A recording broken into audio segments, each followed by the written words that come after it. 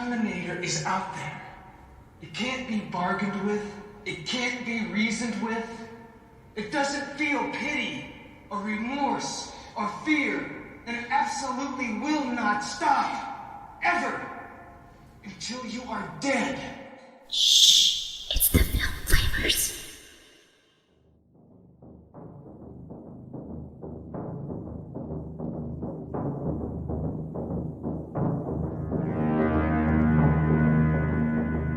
Hey guys, I'm Chris. Hey everybody, I'm Robert. And we're the Film Flamers. And it's time for us to discuss some more summer blockbusters. Even though this movie I think was released in the fall, but still, it made some money. Yeah, it did. So, continuing with our summer blockbuster trend, we're talking about... The Terminator. That's right. We are back with the Terminator. Get in the chopper. Affirmative. Wait, that's a different movie. That's True Lies. No, Get in the Chopper is fucking Predator, man. Is it? Yes. Get to the chopper. I need to brush up on my Arnoldisms. I don't know. He probably says all of these things in multiple movies. I'm sure. Don't they have a band that all the song titles are like Arnold Schwarzenegger quotes? Maybe. Like, I know they have a song called Come With Me If You Want to Live. Yeah. Anywho. So, The Terminator is a 1984 American science fiction action film directed by James Cameron and written by Cameron and produced by Galen Hurd, with co-writer William Wisher Jr. receiving credit for additional dialogue. The film focuses on a cyborg assassin sent back in time from 2029 to 1984 to kill a woman whose unborn son will one day save mankind from extinction at the hands of a hostile artificial intelligence. When you were watching this, did you think to yourself how close 2029 is to us right now? Yeah. Yeah, I'm like, oh, prophecy. The film stars Arnold Schwarzenegger as the titular killing machine, Linda Hamilton as the woman in peril, and Michael Biehn as the man set back in time to protect her. Paul Winfield, Lance Henriksen, and Earl Bowen play memorable supporting roles. James Cameron devised the premise of the film from a fever dream he experienced during the release of his first movie, Piranha 2: The Spawning. Love it. In this dream, he envisioned a metallic torso holding kitchen knives and dragging itself from an explosion. Drawing some inspiration from John Carpenter's low-budget slasher Halloween from 1978, Cameron used his dream as a starting place to write a slasher-style film. Okay, listeners, come with us if you want to live. This is... The Terminator. Bum, bum, bum, bum, bum.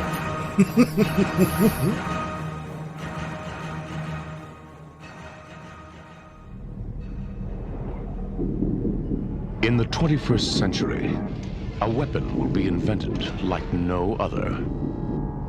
This weapon will be powerful, versatile, and indestructible. It can't be reasoned with. It can't be bargained with. It will feel no pity, no remorse, no pain, no fear. It will have only one purpose: to return to the present and prevent the future. This weapon will be called the Terminator. You're dead, honey.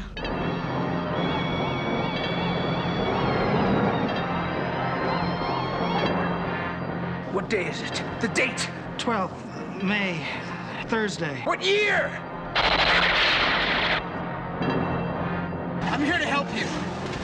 I'm Reese. DN 38416, assigned to protect you. You've been targeted for termination.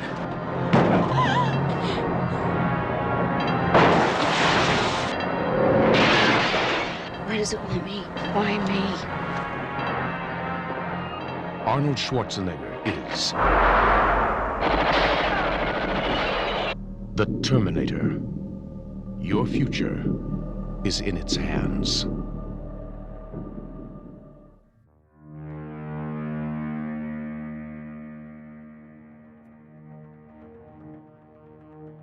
In 1984 Los Angeles, a naked and muscly cyborg assassin known as the Terminator, played by Arnold Schwarzenegger, arrives from the year 2029. Kyle Reese, played by Michael Biehn, a human soldier sent back in time from the same year, arrives the same night. The Terminator begins systematically killing women named Sarah Connor, after creating a list from the phone book. He tracks down the final Sarah Connor, played by Linda Hamilton, on his list to a nightclub she's ducked into, called the Tech Noir. Before she can be killed, she's saved by Reese. They escape in a stolen car with the Terminator in hot pursuit. Reese explains to Sarah that an artificial intelligence defense network known as Skynet, created by Cyberdyne Systems, will become self-aware in the near future and trigger global nuclear war in order to eliminate all of humanity. Sarah's future son, John, will lead the resistance movement against Skynet and its army of machines. With the resistance on the verge of victory, Skynet sent the Terminator, an efficient killing machine with a metal endoskeleton and an external layer of living tissue disguising it as human, back in time to kill Sarah and therefore eliminate John's existence. After another encounter with the Terminator, Reese and Sarah are apprehended by the police. Sarah is questioned and Reese is interviewed by a criminal psychologist played by Earl Bowen. The Terminator arrives at the station and demands to see Sarah, but is rebuffed by the desk sergeant. He exclaims, "I'll be back," and does so by driving a car into the police station. He marches through the station, killing officers in his path. During the kerfuffle, Reese and Sarah escape, steal yet another car, and eventually take refuge in a motel room, where they make pipe bombs and plan their next move. You know, the normal first date. Reese admits that he has been in love with Sarah since John gave him a photograph of her years ago, in the future. Sarah kisses Reese, and he rails her. The Terminator kills Sarah's mother and impersonates her on the telephone when Sarah contacts her. Realizing the Terminator has tracked them down, the two flee in a stolen pickup truck, while the machine races after them on a stolen motorcycle. During the chase, Reese is wounded by gunfire while tossing pipe bombs. Angry, Sarah knocks the Terminator off of his motorcycle, but loses control of the truck, flipping it. Now bloodied and badly damaged, the Terminator hijacks a tanker truck and attempts to run Sarah down, but Reese is able to slip a pipe bomb into the tanker's tailpipe, causing an explosion that burns all the flesh from the Terminator's endoskeleton. They make it to a factory where Reese turns on the machinery in order to confuse the robot. He jams a final pipe bomb into the robot's abdomen, blowing it apart, injuring Sarah and killing himself. The Terminator's torso reactivates and grabs Sarah. She manages to break free and lures it into a hydraulic press, crushing it to death, or whatever it's called when a robot dies. Months later, a pregnant Sarah travels through Mexico recording audio tapes to pass on to her unborn son, describing the events she lived through and what is to come for humanity. At a gas station, a boy takes a Polaroid of her and she buys it. It's the same photo that John will one day give to Reese. He says, "A storm is coming." Sarah responds, "I know." Bum bum bum bum bum. Ba-da-da. And Da-na-na. the bum bum bum bum bum. The Terminator was released by Orion Pictures on October 26, 1984. The film grossed more than $4 million opening weekend, securing the #1 spot at the box office, ahead of movies like Universal's clip film Terror in the Isles and De Palma's Body Double. The Terminator would hold the #1 spot the following weekend as well. Ultimately, the movie would go on to gross $78.3 million in North America against a budget of only $6.4 million, making it a bona fide hit and launching James Cameron's career and cementing Schwarzenegger's status as a leading man. It certainly did. The Terminator holds a 100% on Rotten Tomatoes and is certified fresh. You don't say. Obviously, right? The audience score sits at an 89%. The site's consensus reads, with its impressive action sequences, taut economic direction, and relentlessly fast pace, it's clear why The Terminator continues to be an influence on sci-fi and action flicks. At the time, critical responses were actually mixed. Variety, for instance, gave praise, calling it a blazing cinematic comic book full of virtuoso movie-making, terrific momentum, solid performances, and a compelling story. Schwarzenegger is perfectly cast in a machine-like portrayal that requires only a few lines of dialogue. Time placed the film on its 10 best for 1984. Other reviewers criticized the film's violence and storytelling qualities. The New York Times thought it was a B-movie with flair. Much of it has suspense and personality, and only the obligatory mayhem becomes dull. There's far too much of the latter in the form of car chases, messy shootouts, and Mr. Schwarzenegger slamming brutally into anything that gets in his way. The Newshouse Service, whatever that is, called the film a lurid, violent, pretentious piece of claptrap. Claptrap. I had to add it. Well, those reviews don't exactly stand the test of time. No, that claptrap. What is this claptrap? What is this pretentious, violent claptrap? So lurid.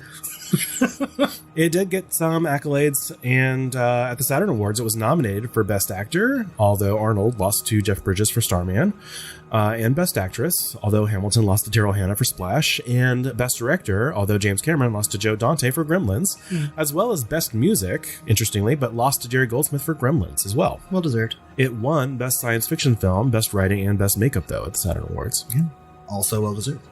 The Terminator has received a lot of love from the AFI over the years. It ranks 42nd on the 100 Years 100 Thrills list. It was selected as the 22nd greatest villain on the 100 Years 100 Heroes and Villains. Coincidentally, the Terminator is the only single character on both hero and villain lists.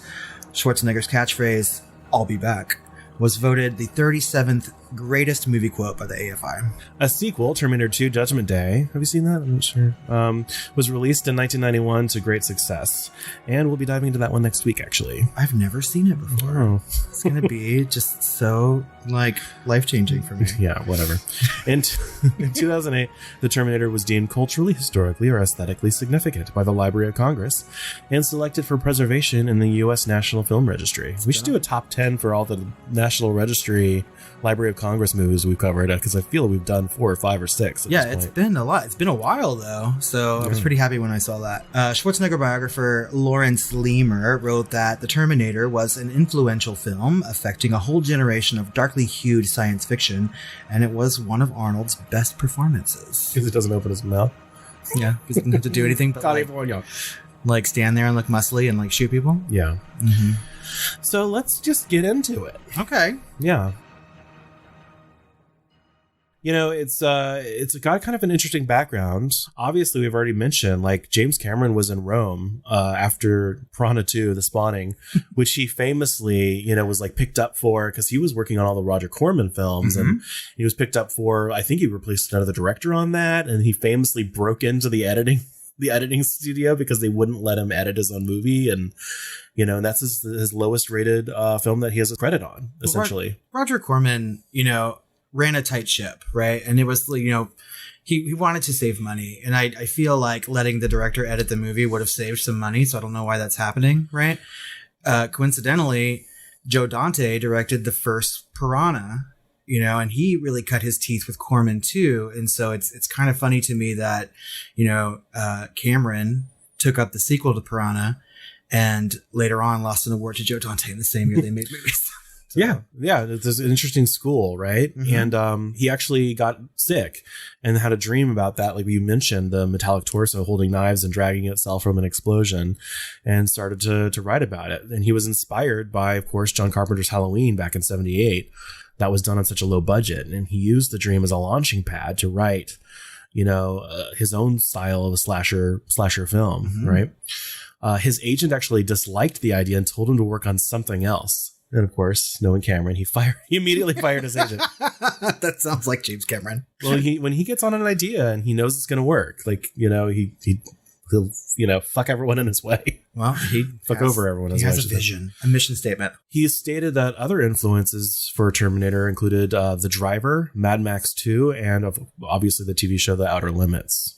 He returned to California and stayed at the home of Randall Frakes, who actually was an investigative journalist in the Army, and then he turned into a special effects coordinator and even later a writer, working on the effects for such films as Beyond the Battle of the Stars for Roger Corman. So they probably met through Roger Corman. Yeah.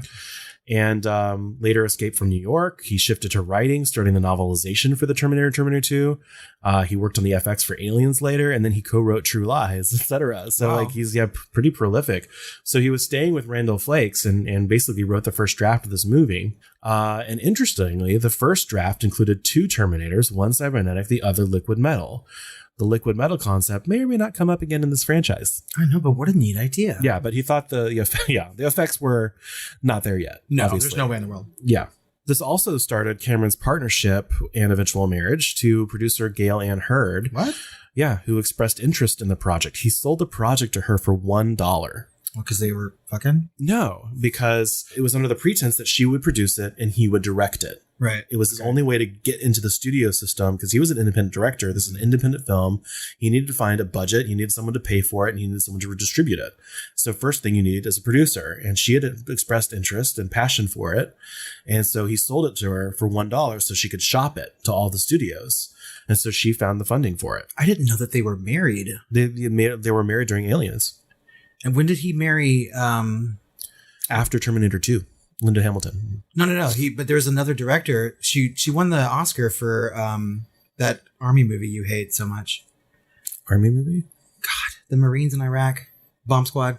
Oh, did she produce that? Did she produce that for Catherine Bigelow? I don't know, but James Cameron was married to her, I thought. Catherine Bigelow, yes. Yeah.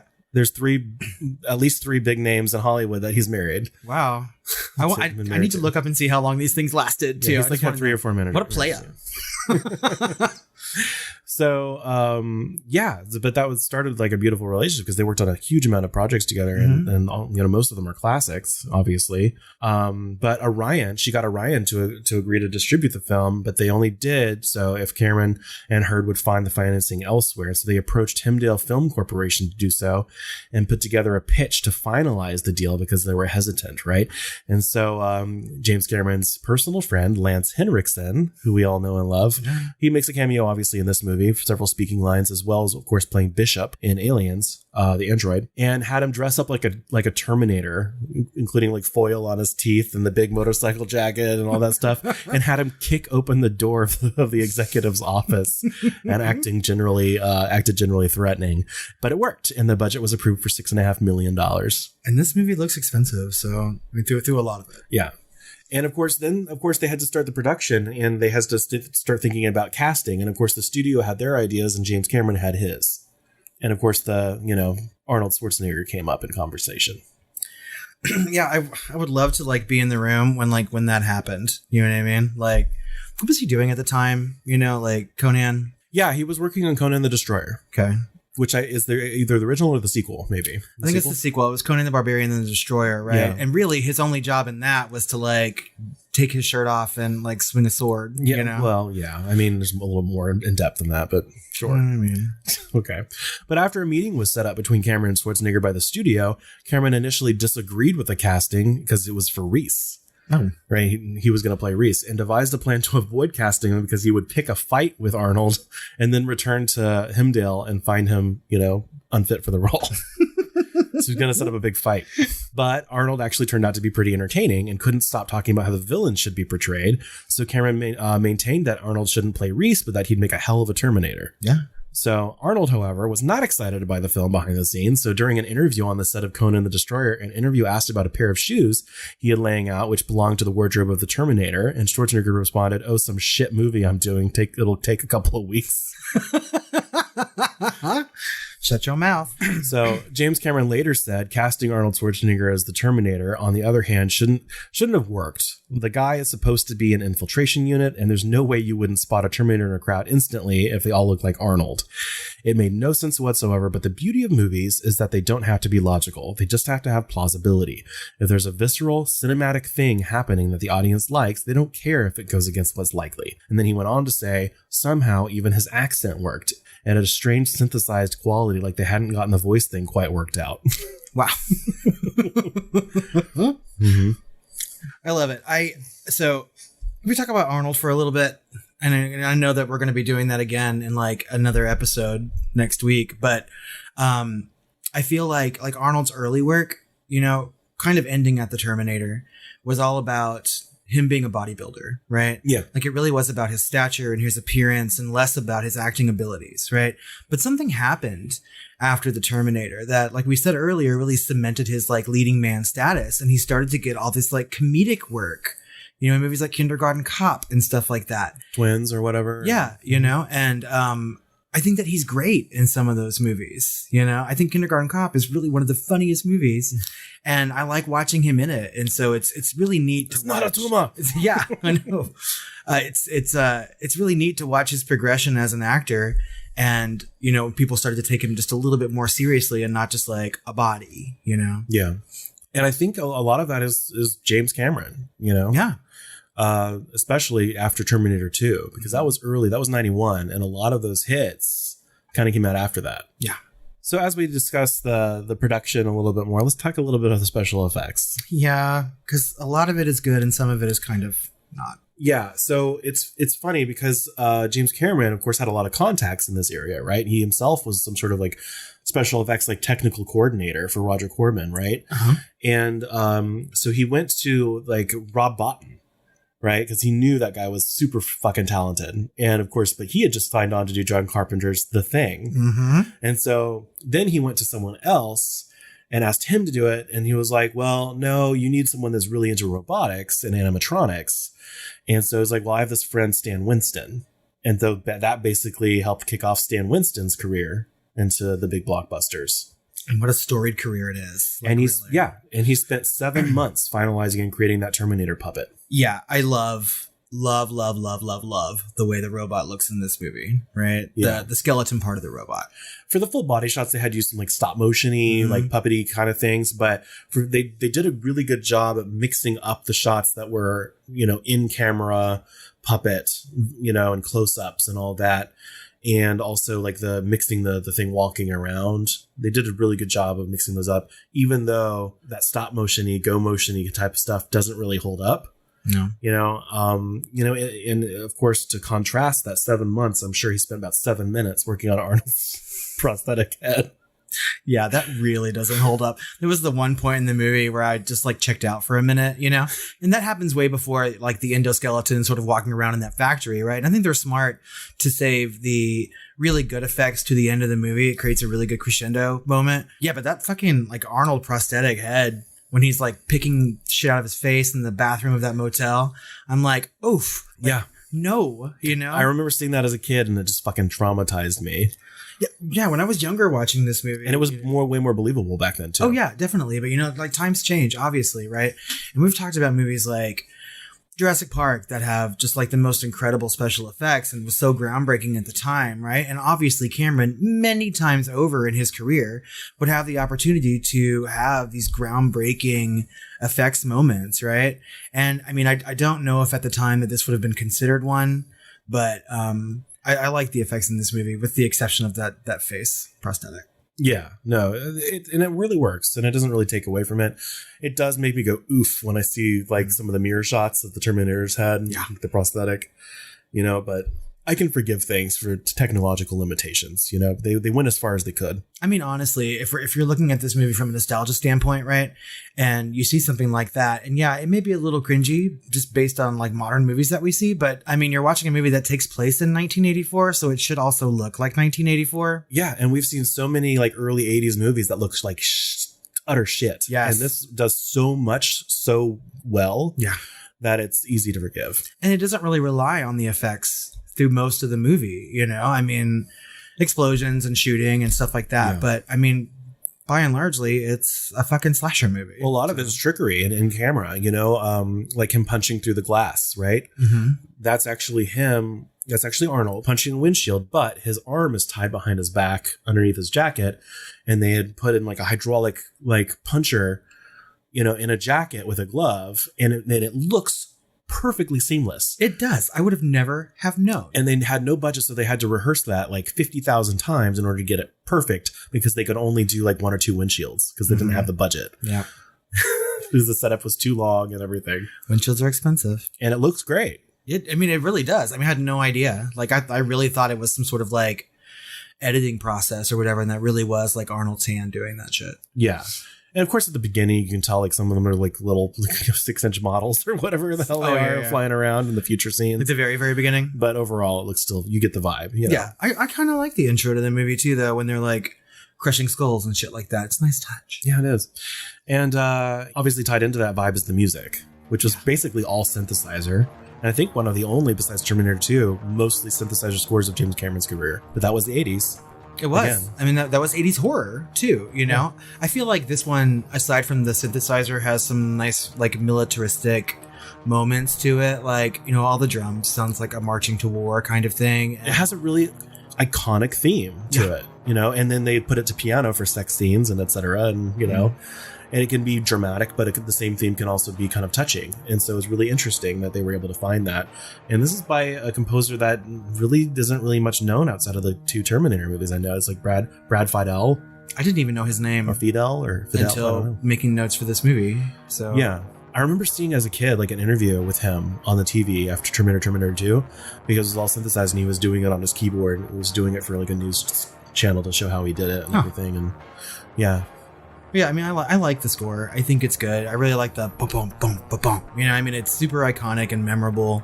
And it seems like a really easy theme to appropriate into other movies, you know? Like, it's kind of like Halloween has the perfect kind of theme. Terminator has a theme. It's recognizable, really, is what it is. Yeah. So let's talk about some of the moments in this movie that we like the most. Yeah, there's a lot, you know. We talked briefly about that like intro scene where we had the title card, right? Yeah. Explaining everything. And I mean, the end of that title card is kind of stupid about like in our time. It's fairly dramatic. Tonight. Yeah. But then, yeah, like we said, there's like all these machines like crushing skulls and shooting. And like it seems like a terrible, terrible place to be in, right? Well, they set it up very quickly. Yeah. And to where everyone understands exactly what's happening. Exactly. You don't have to spend much time worrying about what's in the future because it's in the present. Like they make that perfectly clear. You just know if someone had like a page of exposition, James Cameron, and this just whittled it down into like 2 sentences, you know, and was able to just get through visual storytelling and that little, you know, title card or whatever, to get everyone on board so that we could just get all that shit out of the way. And that's all you need because, I mean, we get to see larger machines, we get to see dead humans, and we get to see like a Terminator with no skin on it, you know? It's everything you need, and then just go on to the story. Well, I feel like the most iconic part is not really the future scene, but what would set up kind of the style of how these things arrive for all of the rest of this franchise and even spoofed on later in many other movies is how they arrive from the future naked with kind of an energy field or whatever. And there's lightning and everything. And the whole thing kind of reminds me of Highlander a little bit. I feel like Highlander riffed off of this a little bit, you know, especially with that sex scene. It's almost exactly the same. Yeah, there's a lot of lightning in Highlander, right? When did Highlander come out? I feel like before this, but I'm probably wrong. 1986. Oh, so after. Mm-hmm. But yeah, you're right. I mean, like Arnold arriving on that street, right, in a field of lightning, and there's people around, you know, and he's all naked and muscly and shit. You know, it's super, super memorable. And now with HD, you can see all his jiggly bits. Yeah, you know, get a little peen in there too. Although, I mean, like anybody who picks up whatever his book was called, you know what I mean, has seen that penis. But so, I mean, or just what? Yeah, he has a book, I mean, about bodybuilding that came out before he was even a serious actor. I forget the name of it. But I mean, like there's like a naked photo of him. I'm sure you could Google it at this point, you know? But yeah, he's super buff. Yeah. In that scene. Yeah, and it's interesting because it kind of sets up humanity versus, you know, like the Terminator arrives kind of like down on one knee and perfect. Like he's about to start racing. You know what I mean? Like he's in that position. To start. Yeah. And then when Reese comes, he's like falling out of the air and he's like in horrible pain and he's naked and sweaty and he's like, God damn it. But still also hot. You know what I mean? Like, I love this. Then cops have to dress him through like Ross Dress for Less or. Wait, Arnold gets his clothes from like just punks off the street, right? Yeah. Yeah. Bill Paxton. Bill Paxton, yeah, like matching sizes. Yeah, his, Bill like... Paxton's cameo here, you know. And he was good on set, and so he remembered him, and so he was cast in Aliens. And I mean, like he's shared throughout that group of people. I've seen, you know, Catherine Bigelow put him in Near Dark, and I mean, like I really love it when directors or groups of directors use the same cast members. You know, like Cameron does that a lot. Yeah, and I appreciate that. Mm-hmm. And then he immediately starts killing off the Sarah Connors. Yeah, with the phone directory. Yep. The phone directory. Because it's 1984 and you can't just find someone's address and phone number via your cell phone. You have to go to the phone booth and pull the page out of the phone book. Yeah, this actually sparked a conversation between Matt and I because he was like, why wouldn't you just have all that information? I'm like, this movie was made in 1984. This is pre-internet. They were thinking like the future after nuclear holocaust, like everything's gone. There's the only thing that was available was on individual computers. Yeah. Right. And so there's like no like network that they're thinking about. You know what I mean? Everything's lost and all they know is a name and where, you know, and a date, you know, the general location. So I don't know. I think it's kind of interesting to think about as far as what they thought the future would be or what, the resources the machines would have and how that evolves over the franchise. I agree. And I know we'll touch on that again like next week when we talk about Terminator 2. But it's kind of neat to see what they feel like a machine would be like, even like a sentient machine, you know? And what's equally scary, I think, is knowing that we're super close to 2029. And I feel like we could create something like this. You know what I mean? We're making slow changes, but obviously I think like if something like this were to happen in our actual future, it'd be a hell of a lot more scary based on what that kind of technology was in 84. Yeah. Speaking of 1984, she goes to a club called the Tech Noir because she feels like someone's following her. Linda Hamilton, Sarah Connor. And of course, that club, he actually built that club and named it that way because that's what he envisioned this genre being. Like the same, Blade Runner-esque, film noir. He thought he was making a straight horror film, turned out to be more of an action film. Yeah. Action horror, as he is known to do. But yeah, that building still exists. He had to take people because they didn't have a huge crew. And so people were trying to get into that club. And so they had to keep turning people away while they were filming. Well, it sounds like the 80s. Oh my God, a new club. Tech Noir. Have you heard about Tech Noir? Yeah, I feel like she ducks into that club, and I was like, I feel like I've done this. When I lived in New York, I would just walk by a bar and be like, oh, let's go into it. You know what I mean? So I feel like I've been in Tech Noir. I wonder what this might have been like for audiences for seeing this, because to see these trailers back then, you had to go to a theater. There was nothing on home video or internet or anything to see trailers. I remember in the early thousands, 2000, 2001, ecstatic that I could download the latest trailers on an internet connection, because even then on 56K and whatever 28K, 14.4 modems we had back then, it wasn't really feasible until we got T1s to T3s and then into the faster internets, and that was even 15 years after this movie came out. Mm-hmm. And so I'm wondering how blind audiences came into this, and if they were wondering if there was going to be kind of a switcheroo that Arnold was actually playing a good guy and Reese was playing the bad guy, or if they were expecting, one or the other. Yeah, I can see that. I feel like... maybe not, because he's so robotic when he kills those punks or whatever and all that. So it's obvious to say who the... I think the trailer sets it up nicely.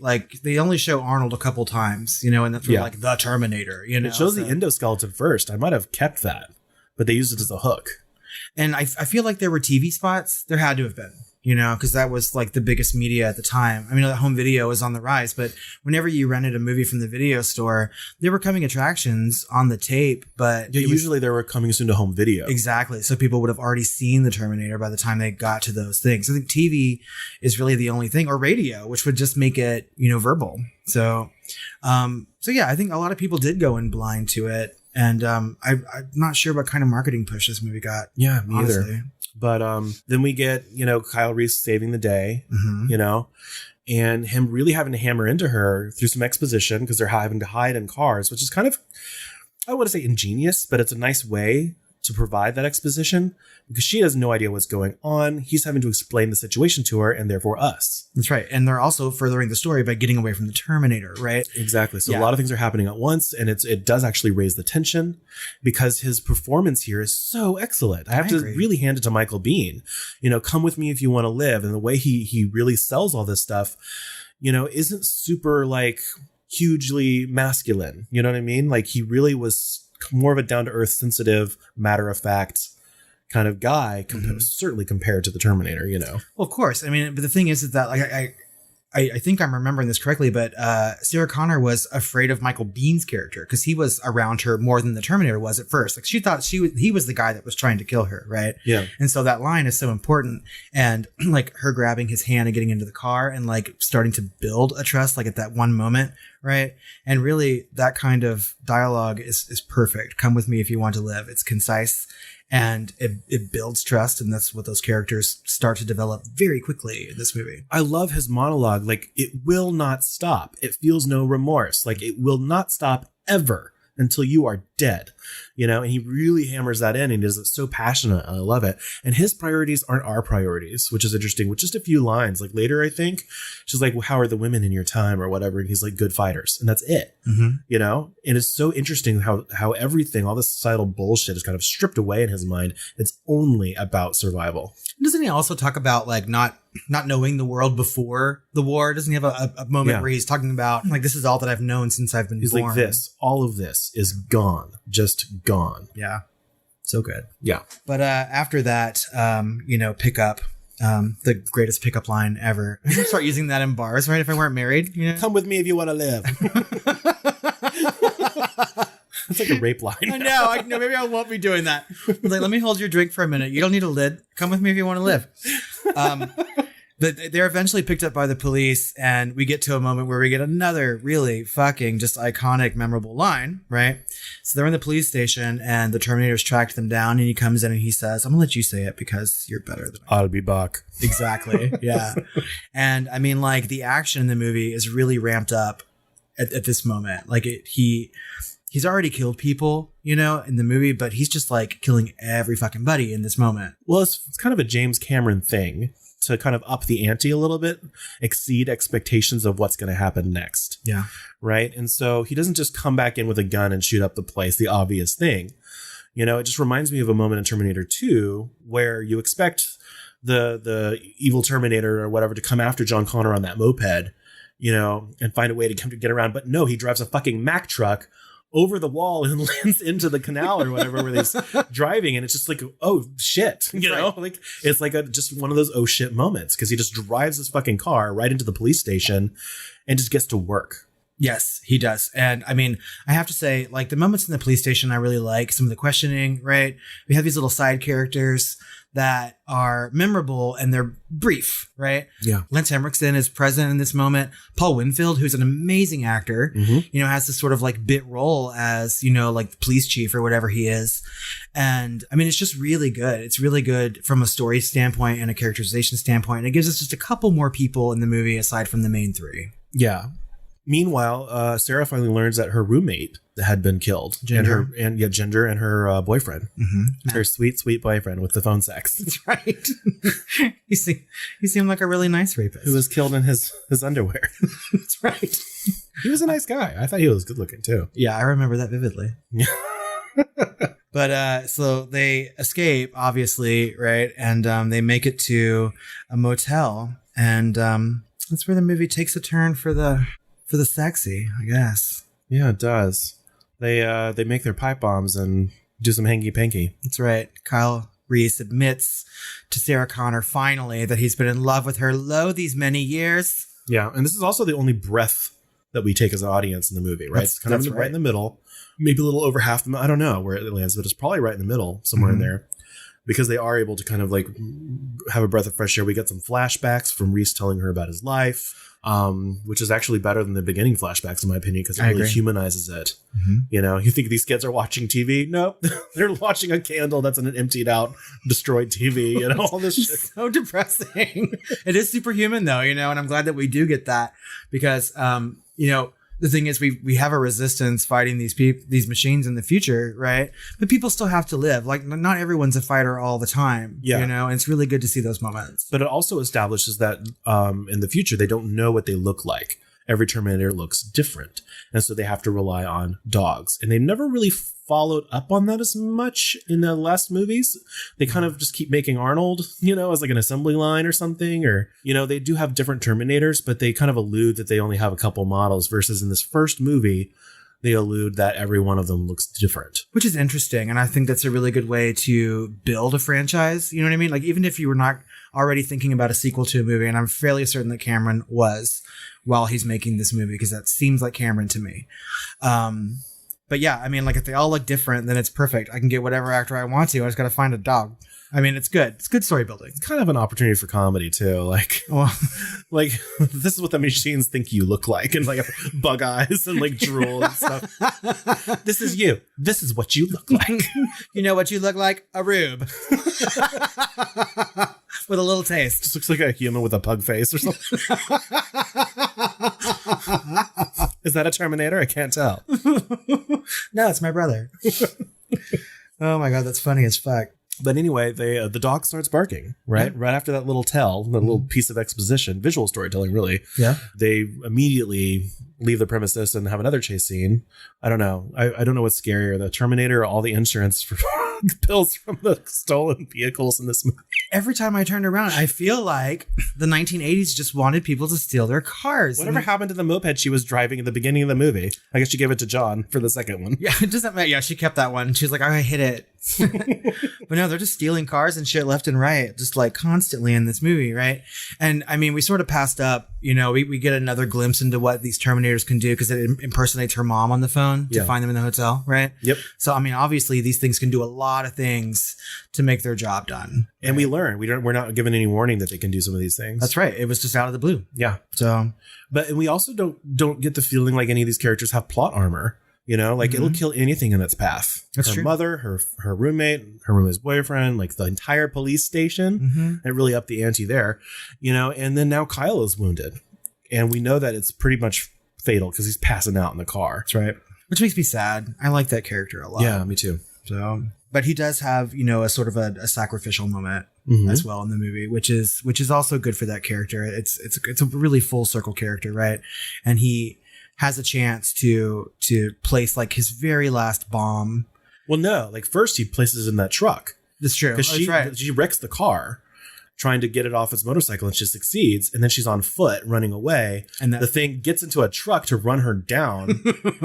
And then he sticks a pipe bomb in its tailpipe and then like jumps into a dumpster, hoping for the best, I guess, that she's going to be okay. A bomb-proof dumpster. And and so it blows up and it's a false ending. That's right. Because this is the moment where we get to see the Terminator as a robot in all of its glory, right? Yeah. Like sort of walking out of that explosion. Is that that's good. Yeah, well, it burns off all its stuff and then you're just like, oh shit, it's a robot now or whatever. And of course the robot looks terrifying.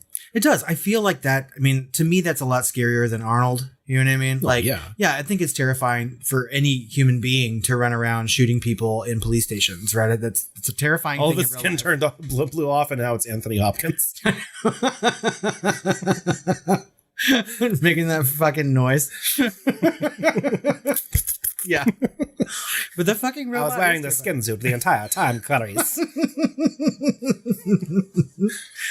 Oh, Jesus Christ. The robot is kind of terrifying. And I mean, it's got those red eyes and it looks menacing and still is emoting, And yeah, it's just really, really good. One thing I loved is that it's injured, right? And so it's actually limping because Arnold was limping first. Oh, and really? You can actually see like a little actuator or whatever on the back of its heel disconnected and bent. And so it's all there on camera because, of course, James Cameron, is detail oriented. But that really connected the two for me. Just that little detail.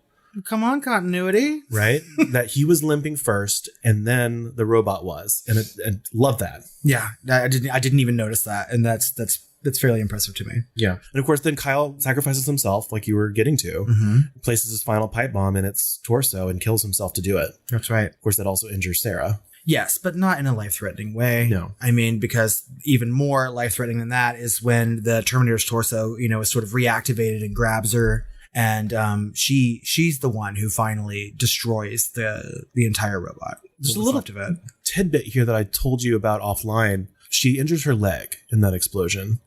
And in the original pass, I don't even know if it's deleted scenes or not, but or if it ever, saw the light of day. But the Terminator would go through all the Sarah Connors and like rip open her legs to see if they had metal pins to identify if they got the right one. And that's how it knew that it wasn't the right one. It wasn't just going to continue to go through and kill all the Sarah Connors, right? It was going to try and confirm the kill. Right. And so what was alluded to was that she was like some sort of athlete or something like that and had to get, injured herself and had to get pins in her leg. And so what ended up happening was after that explosion where the Terminator got ripped in half and she got her leg injured was that later on she got pins in it because of it. And it was going to show a continuity in the timeline that the only reason she had pins was because of the attack by the Terminator. It is that kind of like attention to detail in a time travel movie that is just like fascinating, you know?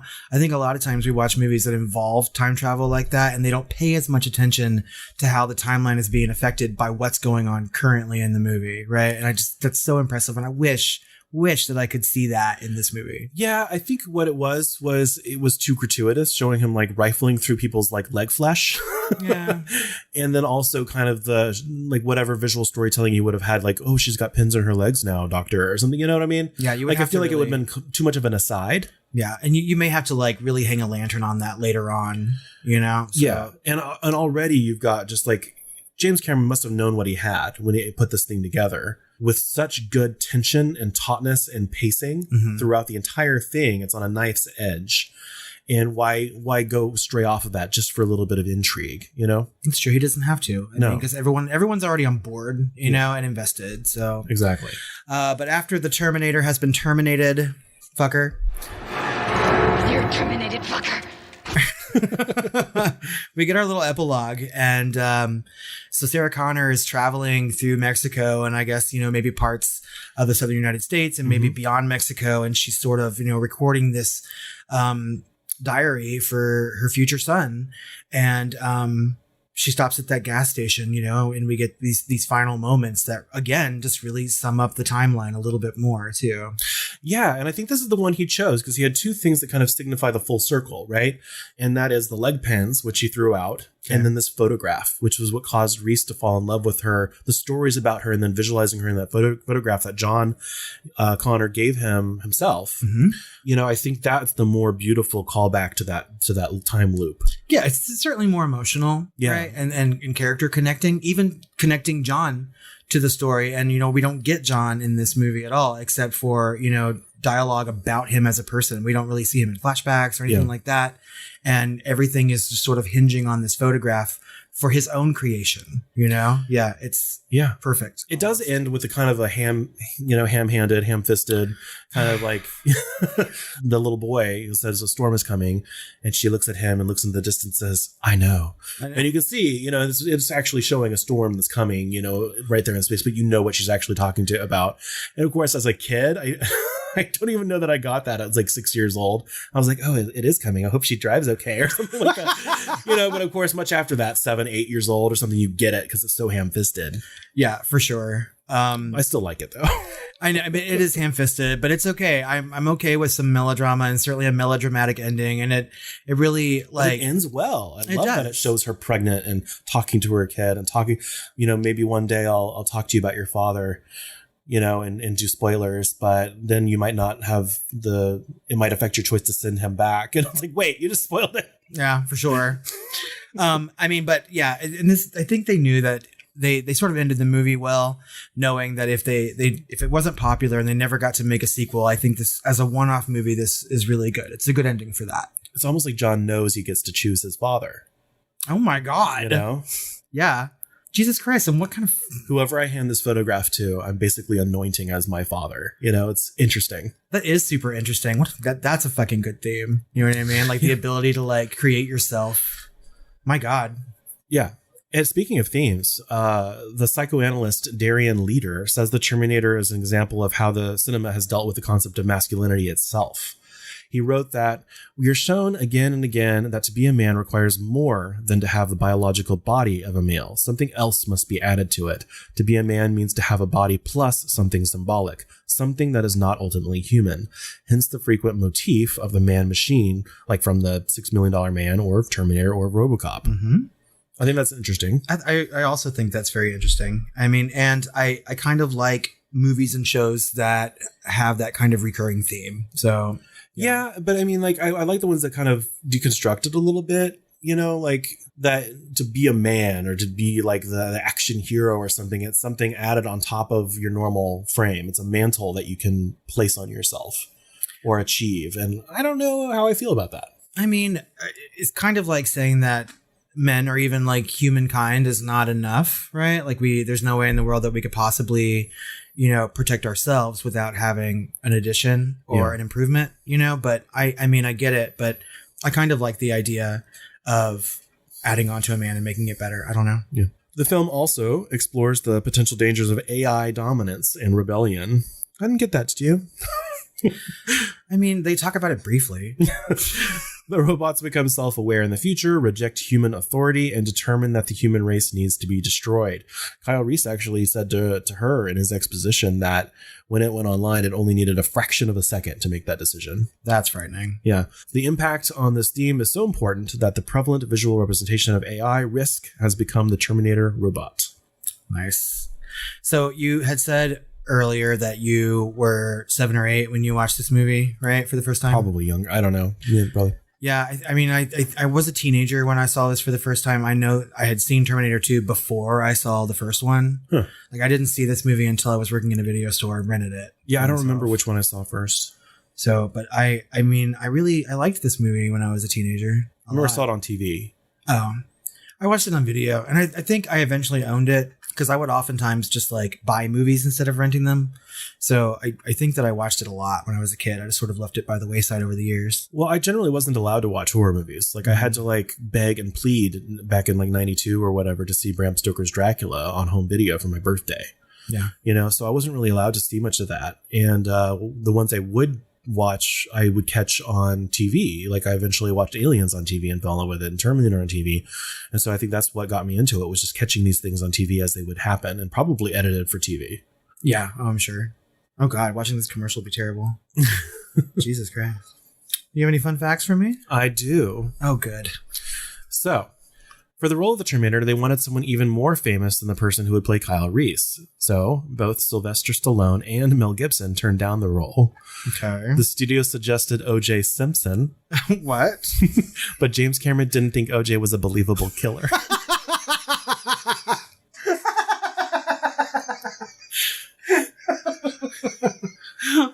Little did he know. Yeah. He didn't catch that murderous gleam in his eye. He very nearly had the role. There's actually cardboard cutouts that they put up like in the marketing and stuff, early marketing, with O.J. Simpson dressed up as the Terminator. God. I mean, like, I feel like the Terminator would have been canceled, you know? Yeah. Oh, thank God that didn't happen. Also, thank God Mel Gibson didn't play it. Although Sylvester Stallone, I think, probably could have pulled it off. You know what I mean? Because he's played roles that are kind of similar to the Terminator anyway. I feel like he's too obvious, you know? You think he's more obvious than Arnold Schwarzenegger? Yeah, because he was in Rambo's. Oh, that's true. Yeah. So, and that's coming up too. So Schwarzenegger tried to have the iconic line, "I'll be back," changed because he had difficulty pronouncing the word "I'll." He also felt like the robotic character would not speak in contractions, and that the Terminator would be more declarative and say, "I will be back."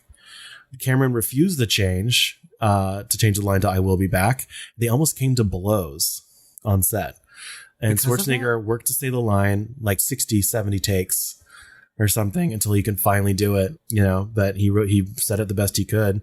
And then, of course, he would later say the line numerous times throughout his career. Of course he would use contractions, because doesn't he he learns how to speak by listening to other people, right? Yeah. He goes through the options of what to say back to him, and he chooses like, "Fuck you, buddy," and shit like that or whatever, you know? So of course he'll say, "Fuck you, buddy." Do you think if it actually came to blows, right? I mean, clearly Arnold Schwarzenegger could have kicked James Cameron's ass. I'm sure, you know, I mean, like ripped him in twain. Yeah.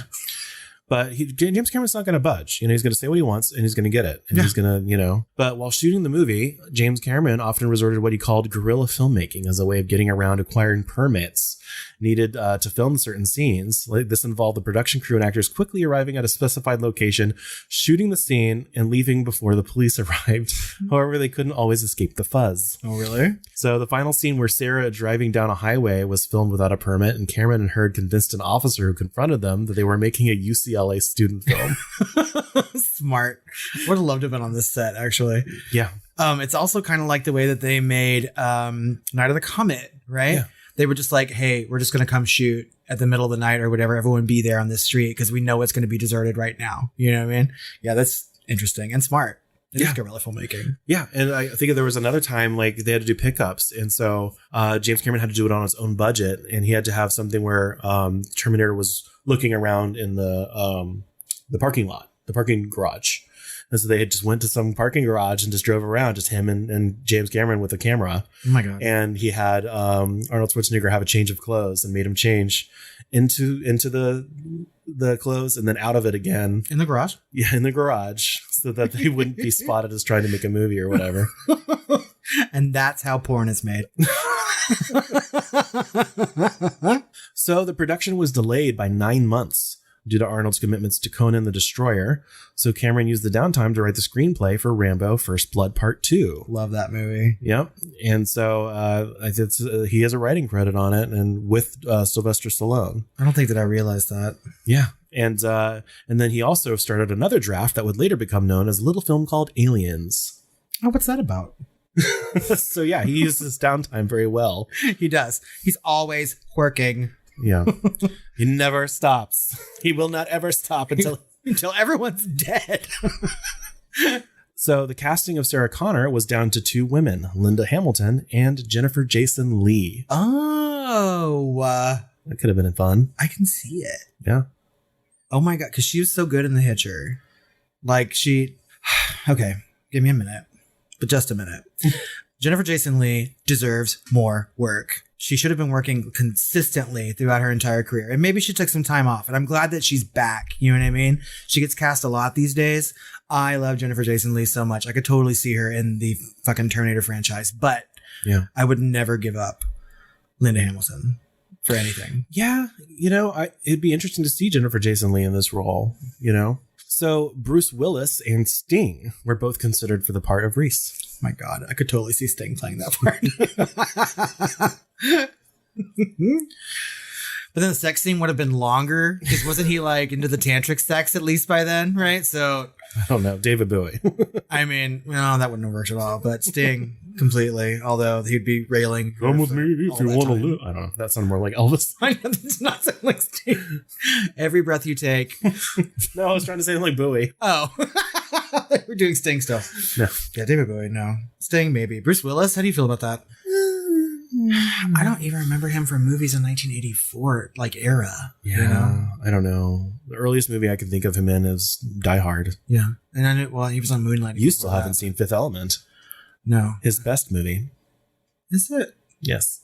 So apparently, Arnold Schwarzenegger was discovered by Lucille Ball. This has nothing to do with the movie, but I found this out. She cast him in her special Happy Anniversary and Goodbye back in 1974, and she continued to send him little notes of support after each film he'd complete through until her death. Really? Mm-hmm. Shit. It's like, what's happening with the little star I created? Well, I think it may be more than that. Lucille Ball was extra horny in her later years, and she just really liked that kind of body. Who knows? Who knows? But that's interesting. Lucille Ball. Jesus. So the German Shepherd at the hotel was actually owned by James Cameron. Oh. Its name was Wolfie. A name that may or may not come up in the sequel. Wolfie's fine. I was like, that name's so oddly specific. I laughed when he said it. How's Wolfie? Oh my God. So for my last one, kicking off Cameron's early to mid-career reputation, the crew of the film made t-shirts saying, "You can't scare me, I work for James Cameron." Oh my God. What was he like freaking about? Like I'm sure he wasn't shooting guns beside people's heads. Oh my God. I mean, James Cameron built relationships doing this. He would work with Arnold Schwarzenegger several more times, Linda Hamilton several more. I mean, like, he would marry Linda Hamilton after Terminator 2. I mean, and Gail Ann Hurd. So these people work with him again and again. Sigourney Weaver's another example, Some people don't do it. Like, maybe mostly the crews have a problem with him, but he's not, like, Friedkin ruined relationships doing exorcisms. Like, he would burn bridges, doing his stuff. So I feel like Cameron is just all around difficult all the time, like a low level to moderate level of difficult, versus Friedkin would do just absolutely outrageous bullshit. Crazy bullshit. Yeah. And I kind of feel like James Cameron, he seems like a good leader, you know what I mean? And for the people who are really making films because it's not just a career for them, it's something that they enjoy doing, right? And this could be from any aspect of filmmaking. James Cameron seems like the kind of person who comes in with a clear vision and should very easily be able to rally the kind of people who just have a passion for filmmaking, right? Like, you just trust your director, you trust your leader, and you know that you may have a lot of hard moments and you may not like him all the time. But by God, if you're working on a James Cameron movie, you know it's going to be good at the end of the day. Well, even who's the actress who played Rose in Titanic? Kate Winslet? Kate Winslet famously said, you know, she loves his work. She enjoyed, you know, being part of a project with him, but that he would fly off the handle sometimes, and that she would have to be paid a lot of money to ever work with him again. And over the time, they've actually maintained a relationship. And of course, so she's actually back and she's doing Avatar now. She's an Avatar? Yeah. Really? Yeah. Okay. Her and Sigourney Sigourney back? Weaver, yeah. All right, I'll watch it. He's bringing her back too. Love it. Okay. Yeah, I mean, like, I can see that. And I think that Winslet, at the time she was in Titanic, had only done some like period drama for the most part. I mean, she worked with Peter Jackson and shit like that, but that probably was the toughest movie that she would have had to film up into that point in her career. So I get that. Oh, and either you're like prepared for it or not. Well, any movie where water is involved, oh Jesus Christ, is always going to be difficult. Yeah, those facts were fun. And of course, this whole next Avatar movie is basically going to be underwater. Oh, Jesus. And really? so it was like she went on Twitter, I think her and Sigourney went on Twitter with their numbers or whatever, like, I can now hold my breath for 6 minutes. And they have like a competition on set of which actor can hold their breath for the longest. That's super interesting. Now I'm excited for that movie, and I wasn't until just then. Well, let's have some final thoughts and answer some questions like we always do on the Film Flamers. So, is The Terminator a horror movie? Emphatically, yes. I agree. I don't know that it was sort of marketed that way. I feel like by 1984, action movies were really on the rise already. The trailer did seem very slashery. It did, right? And I can see throughout the movie where James Cameron was drawing influence from slasher movies, and he wanted to have a movie that had that kind of like style and plot. Yeah, specifically Michael Myers. Yeah, I mean, because honestly, the Terminator is just running around like murdering people, you know? And the movie does feel really actiony to me. And I, you know, in the franchise, I've only ever seen Terminator 2, but I think it takes a huge leap into action film from there. And I think that the Terminator, the original, is just at its surface a horror movie. Yeah. With some sci-fi elements. I think mostly it's a horror movie. More so than the sequel. Yeah, very much. Even though the sequel is, I would still say, very horror adjacent, if not solidly in horror action. I'm super ready to talk about that movie because there's some really good kills in Terminator 2. Yeah. Love it. Were you scared while watching The Terminator? God, I just had the perfect iconic image of Jeanette Goldstein slicing the stepdad through the fucking milk carton in the second one. That's so horror. Anytime that fucking like knife arm goes through like someone's head or eyeball, I'm like, love it. You recognized her, right? No. Until you just said that, I had no idea. Do you know who Jeanette Goldstein is? Yeah, she's what's her name from Aliens? Right? Yeah, Vasquez. And then later, she's one of the couples in Titanic, cuddling on the bed as they drown. And she's super, super perfect in Near Dark. She's different in every single goddamn. She's my favorite part of Near Dark. Anyway, yeah, we digress. We obviously love that actress, but were you scared while watching Terminator? Yeah, when I was a kid, certainly, and still today, there's parts that are just tense as fuck. Mm-hmm. I can't say that I was scared on this particular rewatch, but definitely the first time that I watched it as a teenager and on subsequent reviewings when I was younger, I was pretty frightened throughout this movie. You're certainly on the edge of your seat through all of it, right? And that's tense and scary. So, out of 5 stars, what would you rate The Terminator? I gave it 5 stars. No movie can be perfect, but it's close to perfectly constructed movie as you can make it, to me. There's some imperfections, certainly over time, as we see some of these effects. But to me, it's just so entertaining, so intriguing, so emotionally involved with it from beginning to end, that it's as close to a good movie watching experience as I can get when compared to my other 5 stars. So I had to give it 5 stars. Originally, I rated this movie directly after watching it 3.5 stars. The fuck you say? I know, right? With the advent of Letterboxd, that means that Chris saw my rating almost immediately. So I immediately shamed him. Yeah, I was brought to task. And I held that rating, you know, and I think I did that because like we talked about, some of the special effects really took me out of the movie. Yeah. And it took me a minute to get back into it. And it seemed very 80s and not necessarily in a good way, that I feel when watching other 80s movies, right? But over the course of the days after I watched it, I was thinking about how classic it is and how good of a horror movie it is. Like, I stopped thinking about it as an action science fiction film and started thinking about it as horror again. Yeah. And so I bumped that up to 4 stars, and that's my official rating. Awesome.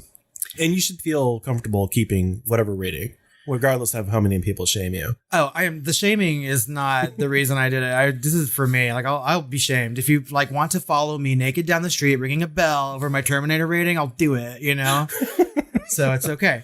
But, so finally, and some would say most importantly, who's the hottest guy in the Terminator?